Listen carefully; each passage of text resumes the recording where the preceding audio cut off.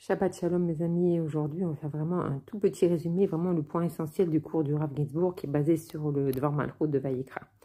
Alors on se trouve, on est le premier Shabbat du mois de Nissan et donc on a reçu les forces pour servir Dieu d'une manière, si on peut dire, miraculeuse au-dessus de la Teva.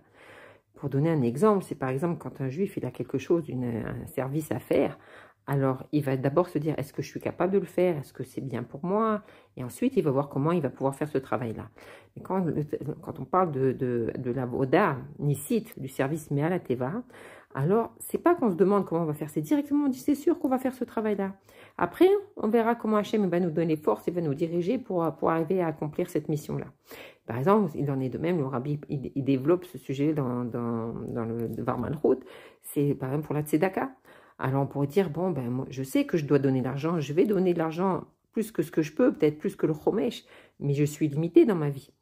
Alors là, le Rabbi nous dit, donne beaucoup plus que ce que tu peux penser. Ce qu'il y a besoin, tu donnes. Tu penses d'abord, qu'est-ce qu'Hachem il veut? Quel est le Ratson Hachem? Pas qu'est-ce que toi tu peux faire. Quel est le Ratson Hachem? Et en fonction de ça, quand tu vas avoir cette manière de servir Dieu, alors Dieu il va t'ouvrir des nouveaux canaux de richesse et de shefa, de tout qui va descendre. Donc, a priori, c'est toujours se dire qu'est-ce qu'Hachem il veut. Et si Hachem il veut ça, alors c'est sûr que je vais faire. Et de là, je vais pouvoir accomplir tout ce qu'il y a besoin. Et Hachem, il ne va pas rester en reste et il va nous bénir dans tous les niveaux. Et jusqu'à ce que cette manière de se dépasser tout le temps et de faire d'abord la volonté d'Hachem avant de voir si j'ai les capacités, alors ça va devenir une nouvelle nature. Et doucement, doucement, on va changer notre nature humaine et on va devenir comme ça, mais à la Teva.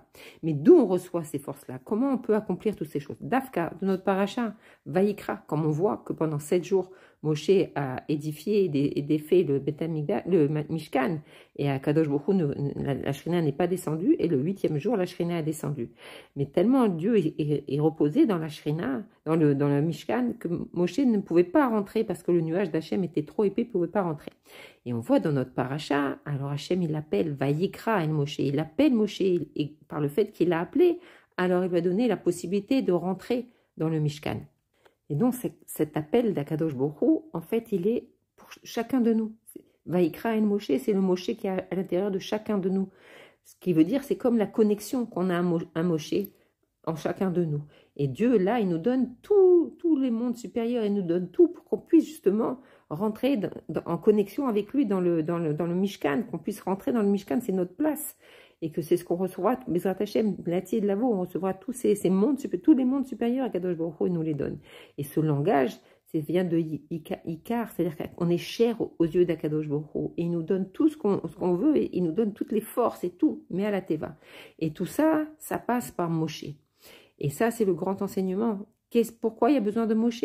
Akadosh Baruch Hu, il ne peut pas nous donner directement. Akadosh Baruch Hu, il ne peut pas nous donner la Torah directement. Akadosh Baruch Hu, il ne peut pas nous sortir d'Égypte directement. Pourquoi passer par Moshe? Et donc, le Rabbi, il explique que justement, Moshe, c'est la tête. Et que de la même manière que la Neshama, on sait qu'elle va se révéler dans les pieds, par exemple, ou dans les bras. Mais comment ça passe à l'intérieur du corps? Ça passe par l'intermédiaire de la tête. C'est la tête qui reçoit la Neshama et qu'ensuite elle va la propager dans le corps. Et donc c'est tout cet enseignement sur Moshe Rabbeinu, et il a développé, le Rabbi développe dans le Dvar Malchut de Vayikra, aussi dans le Tzav et aussi dans le Yud Alef Nissan, toute la qualité de Moshe Rabbeinu qui est en fait le prototype de la Géoula. Et comme il contient en lui ces deux tendances, c'est-à-dire Ish Elohim et Moshe. Moshe fait référence au Shem Havaïe, c'est-à-dire au Shem qui est au-dessus de tous les mondes.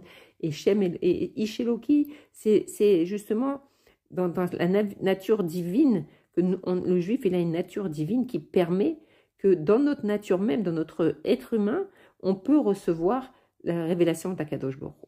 Et Bezrat Hashem, tout ça on le développera la semaine prochaine, mais c'est plus juste pour qu'on comprenne que ce Shabbat, c'est donc le premier Shabbat du mois de Nissan. C'est aussi le premier Shabbat on va commencer le nouveau livre qui est le Vayikra, qui est le 3e livre de la Torah, à 3 c'est Chazaka. Et que Bezrat Hashem, on va se renforcer aussi. Le Rabbi insiste beaucoup pour étudier toute la halachot de Pessah, puisqu'on sait, le Harizal nous dit que celui qui mange pas même une petite extension de Hametz pendant Pessah, qui fait très attention, et même un petit peu de quelque chose, il ne va pas manger, alors on lui assure que pendant toute l'année, il ne viendra pas à fauter. Donc vraiment, il faut étudier en profondeur toute la halachot, et surtout cette année qui est une année très spéciale, puisque Pessah tombe Motzei Shabbat, et donc tout est perturbé, le bio Hametz, le brûler le Hametz, Bdikat Hametz, etc.